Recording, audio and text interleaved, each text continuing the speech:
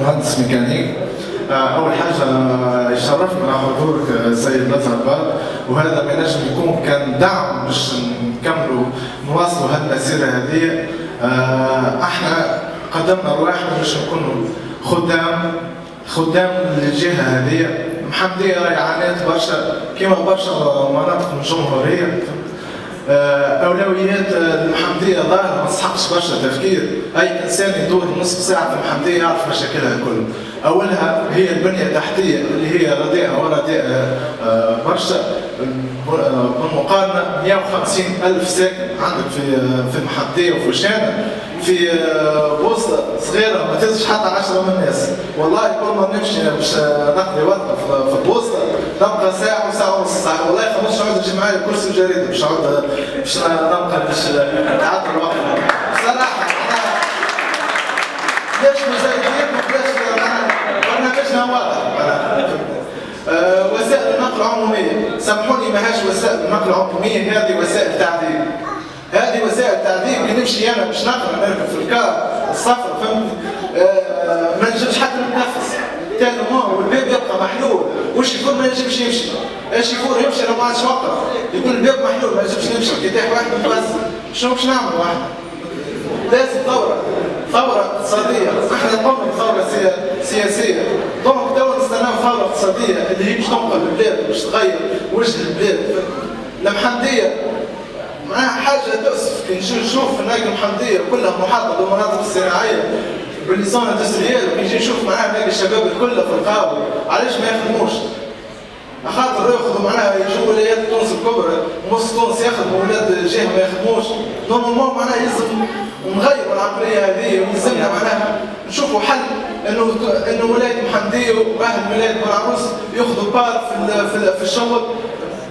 المستوصف كلكم تعرفوا المستوصف مرضى نهار الخميس سبحان الله مشيت للمستوصف قال لي يا سامحني ما تدوش غلط دم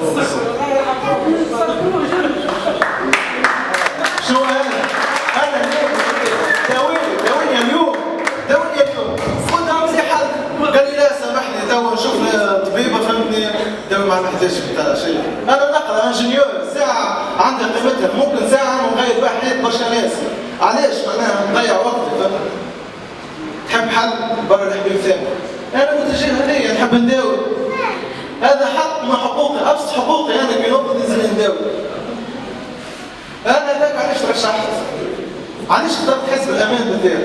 حزب الامان حزب وسط، حزب يؤمن بالشباب. وجودنا اليوم يأكد هالشيء هذا.